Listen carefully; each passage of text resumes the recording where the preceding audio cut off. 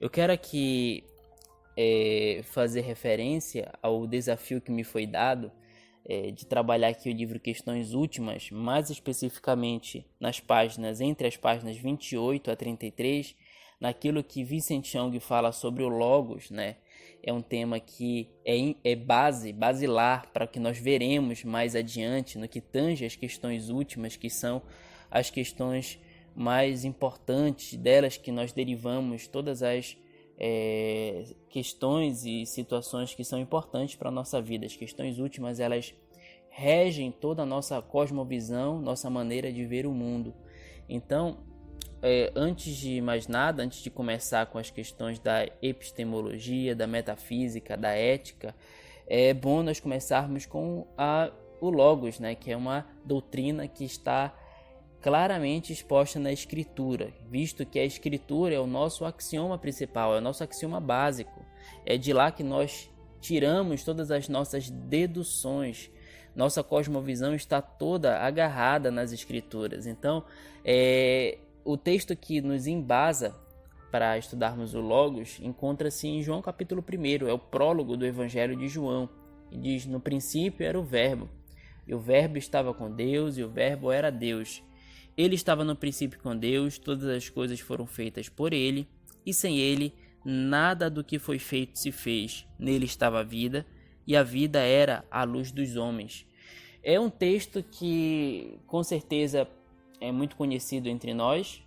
Grandes teólogos comentaram sobre esse texto, mas comentaram esse texto, muitos deles, com a preocupação de nós não associarmos esse texto com o que já estava claro na filosofia grega, o que já havia uma cultura dentro dessa palavra logos, desse vocábulo, já uma cultura dentro da filosofia grega estabelecida, que começou ali com Heráclito de Éfeso, né? O próprio Young fala isso no livro dele, dentro daquela frase em grego chamada pantarrei, que define a filosofia de Heráclito como tudo está fluindo, ou todas as coisas fluem, né? É a filosofia de Heráclito que ele expõe para explicar a sua cosmovisão. E para Heráclito, todas as coisas elas fluem, todas as coisas estão em constante movimento. Só que não é possível que absolutamente tudo esteja em constante movimento, porque se assim fosse, nada existiria, né? O próprio Young dá o exemplo ali da estátua, que você olha para aquela estátua e de repente ela tem um formato, e quando você vai nomear aquela estátua, ela já está com outro formato. Então, quando você vai nomear novamente aquela estátua, de repente com um rosto de homem, aí ela já toma outro formato. Então, é impossível a definição das coisas se tudo flui. Então, para Heráclito, tem que existir algo que é permanente, uma unidade que é permanente, né? Ele via inclusive o fogo como elemento básico das coisas, porque o fogo sempre está fluindo. O fogo tem de ser constantemente alimentado, mas ele também sempre está emitindo algo, né? Fumaça, calor, cinza. E ele sempre está em atividade, constante transformação. Então, para Heráclito, o processo de mudança ele não é caótico, mas ele é orquestrado, olha só, por Deus. E por Deus, Heráclito, obviamente, não quer dizer o Deus da Escritura, né? Para Heráclito, Deus ele é um ser impessoal. Ele não carrega o sentido da pessoalidade que, inclusive, João está atinando, fazendo referência. Isso é muito importante, porque muitos teólogos, na tentativa de fazer essa diferenciação do que há na filosofia grega e para o que João claramente expõe nesse texto, eles acabam tirando conclusões equivocadas, porque de certa forma há algumas similaridades, embora não sejam iguais à filosofia, pela razão que acabei de expor, pela questão da pessoalidade, é um exemplo disso, né? Heráclito via Deus como um ser impessoal, e então o Logos para Heráclito o movimento é produto da razão universal, e Heráclito chamava isso naturalmente de Logos. E para João, o Logos de João é diferente porque ele era Deus, ele era um ser pessoal. Então, estabelecida a diferença, né, e só para ilustrar aqui para os irmãos, houve ainda um desenvolvimento por parte dos estoicos em relação a esse conceito de Heráclito, do Logos, e o próprio Filo de Alexandria, que era contemporâneo de Cristo, ele desenvolveu toda uma filosofia, entendendo que o Logos era o Deus do Antigo Testamento, portanto Jeová, mas a problemática que gira em torno de Filo de Alexandria, né, é a problemática de que a filosofia dele, ou o que está escrito, o que ele deixou escrito, é muito metafórico, é muito alegórico. Então é difícil de se definir em termos mais literais o que é que de fato o Filo de Alexandria queria dizer. Então, portanto, o que ele disse é desconsiderado por ser confuso, por não ter uma definição clara e exata daquilo que ele realmente disse. No entanto, aqui a escritura ela é clara e exata sobre o que ela fala da fundamentação do Logos, de como o Logos é a fundamentação de todas as coisas.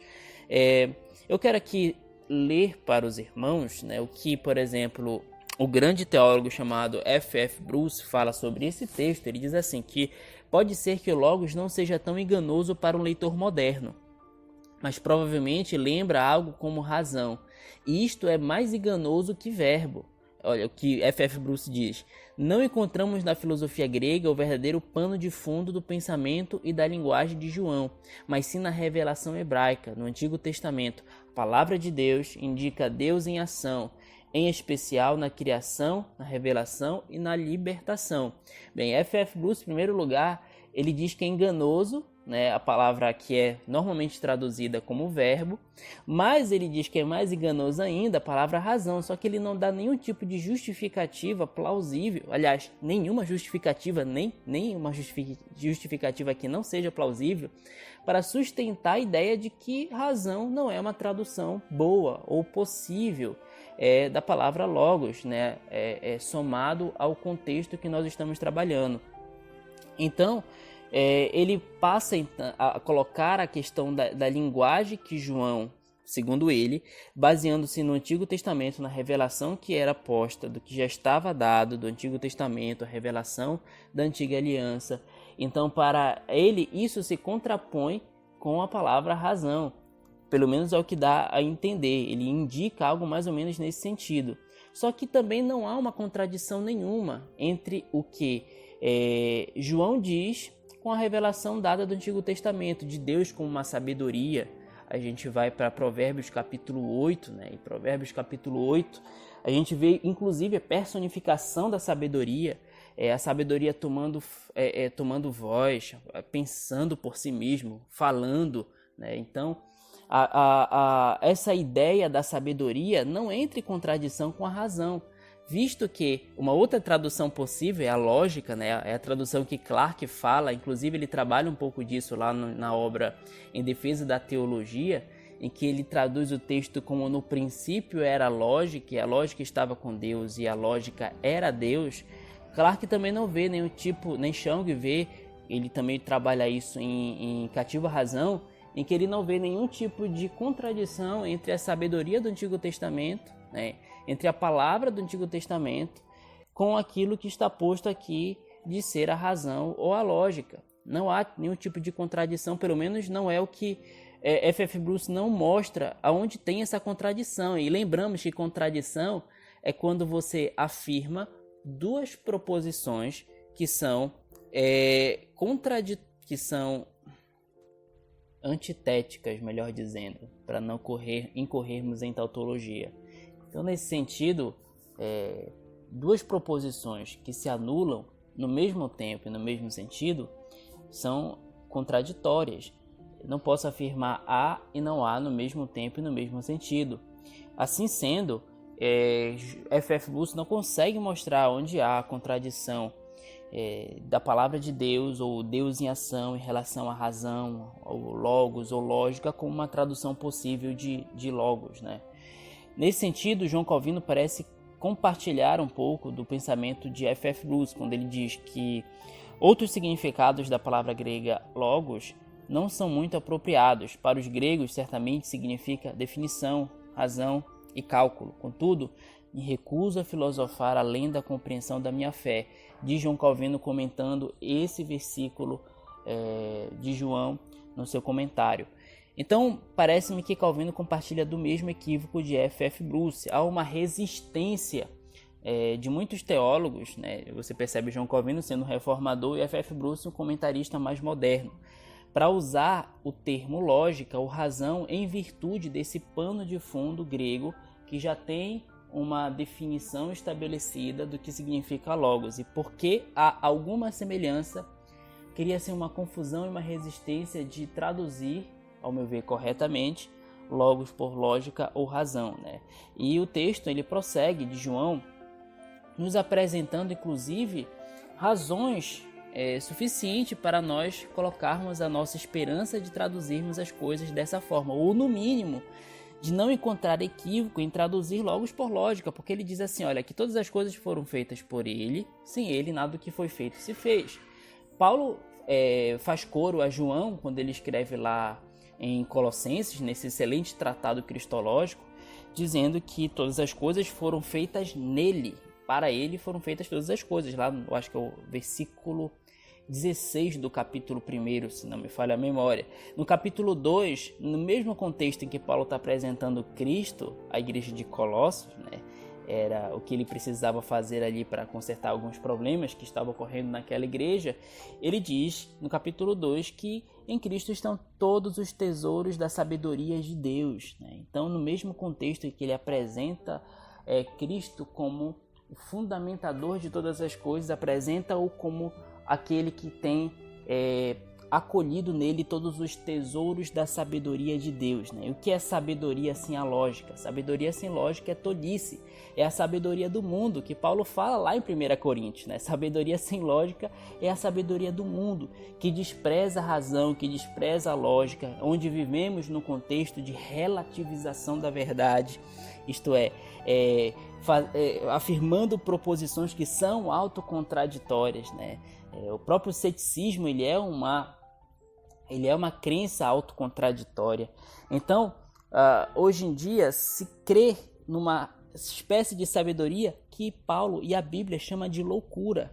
Sabedoria sem lógica é tolice, é loucura. Então, isso é uma razão ainda para nós depositarmos a nossa esperança em traduzir o verbo, o logos, em razão ou lógica, né? Afinal de contas, no mesmo contexto, Paulo coloca ele como fundamentador, como extraindo em termos metafísicos que tudo está fundamentado nele, e ao mesmo tempo de que toda epistemologia também se fundamenta no Logos, de que ele é a luz dos homens. E olha que é interessante, o próprio F.F. Bruce e o João Calvino concordam que quando o texto fala sobre a luz dos homens, né, que nele estava a vida, e a vida era a luz dos homens, eles inclusive concordam que essa luz faz referência à razão. F.F. Bruce diz, isto vale tanto para a iluminação natural da razão concedida à mente humana, como para a iluminação espiritual que acompanha o novo nascimento, né? E Calvino fala, deliberadamente considero qualquer outra interpretação que não esteja em harmonia com a intenção do evangelista. Creio ser esta uma referência àquela parte da vida na qual os homens excedem as demais criaturas animadas. É como se ele quisesse dizer que a vida outorgada aos homens não era a vida em geral, mas a vida associada à luz da razão. Porque o Logos é o que fundamenta a nossa aquisição de conhecimento. Sem o Logos, nós não sabemos absolutamente nada, né? Foi quando Jesus, na estrada de Emaús, no capítulo 24 de Lucas, explicava a Escritura para os discípulos que estavam ali caminhando, que a Bíblia fala que, de repente, os seus olhos se abriram e eles passaram a entender, né? Ou mesmo quando Cristo recusa a dar o significado de algo para alguma pessoa, talvez pela reprovação daquela pessoa, como deixa explícito Mateus capítulo 13, quando os discípulos perguntam para Jesus, por que tu pregas por parábolas, né? E Jesus diz, para os que têm olhos não veem, os que têm ouvidos não ouçam. A parábola estava posta, as palavras soaram da boca de Jesus, mas aquela informação sensível não gerou conhecimento no coração dos fariseus, por exemplo, né? E o próprio Jesus fala isso no sentido de que Deus é soberano o suficiente para não revelar-lhes o significado, o sentido daquela parábola ou daquilo que Jesus estava dizendo. E é interessante que em outros momentos os próprios fariseus entendiam quando Jesus, por meio da parábola, fazia alguma referência a eles, né? Inclusive, alguns desses momentos quiseram matar, apedrejar Jesus.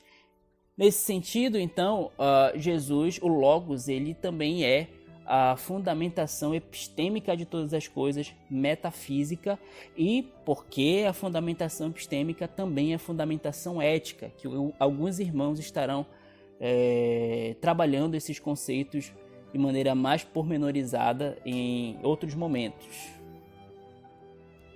E para concluir, a palavra Logos, ela aparece pelo menos 40 vezes no Evangelho de João, né?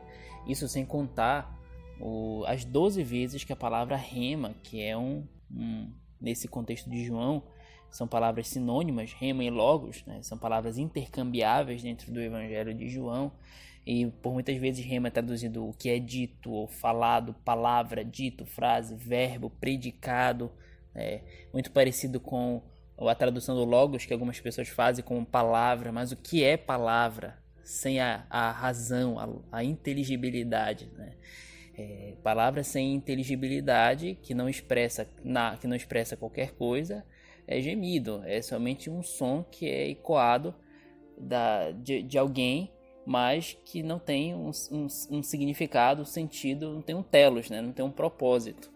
Então, mesmo quando é traduzido por palavra, no final das contas, faz uma referência à questão da razão, da inteligibilidade e, por sua vez, da lógica, porque se não fosse a lógica, nós não conseguiríamos expressar o que queremos, né?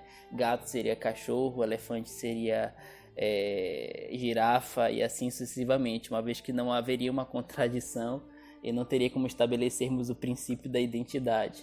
Assim, eu quero agradecer aqui a oportunidade e que Deus abençoe a todos.